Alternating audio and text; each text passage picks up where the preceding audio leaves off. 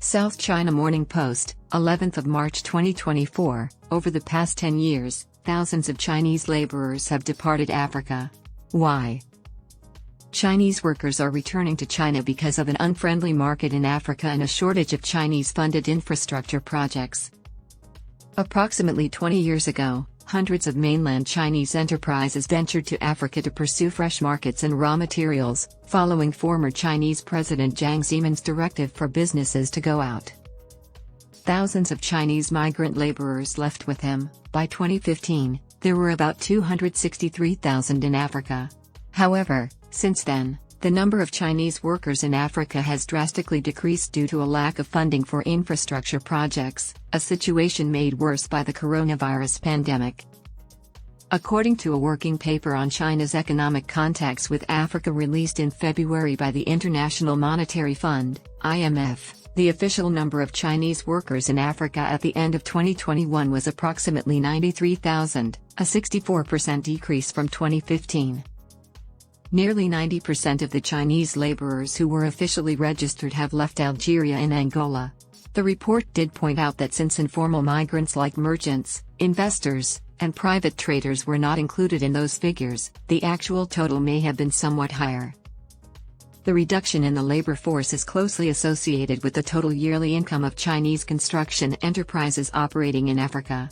The IMF study stated that, particularly before the epidemic, there was a favorable association between the number of Chinese employees and the gross sales of Chinese businesses in Africa. It stated that after reaching a peak in 2015, the income of Chinese firms working on engineering and construction projects in Africa started to decline progressively. That revenue was $37 billion in 2021, a 3% decrease from the previous year. The number of Chinese workers in Africa decreased again in 2022, reaching a low of 88,371, according to data gathered by the China-Africa Research Initiative, CARI, at Johns Hopkins University's School of Advanced International Studies, SAIS. The drop can be mainly attributed to the pandemic. The number of employees was nearly reduced in 2020 alone due to COVID-19 related travel difficulties. Therefore, COVID-19's construction was still ongoing in 2022. According to Deborah Broidegam, director of CARI, China opened its borders in January 2023. According to CARI data, out of the 93,526 Chinese workers in Africa in 2021, 72,526 were engaged in project contracting, while 21,000 worked in services, such as factory laborers, hotel employees, and chefs. In 2022, there were 25,685 Chinese workers in services and 62,686 in project contracting. In 2022, 42% of African Chinese workers were employed in the Democratic Republic of the Congo, Algeria, Egypt, Nigeria, and Angola, making up the top 5 nations with Chinese workers. Additionally, according to CARI data, Angola employed 50,526 Chinese workers in 2013, but by 2022, that number had decreased to 6,784. Similarly, the number of Chinese workers in Algeria fell to 7,462 by 2022 from 91,596 in 2015. Dominik Kopinski, senior advisor at the Polish Economic Institute and associate professor at the University of Wrocław's Institute of Economics, stated that the decline in Angola was directly related to 2 factors: the economic crisis that followed the 2014 oil price collapse and the stoppage of Chinese loans. According to Kopinski, this resulted in the closure of most Chinese state-owned enterprises, SOEs, and the employment they employed, as well as numerous Chinese-owned eateries that catered to Chinese migrants.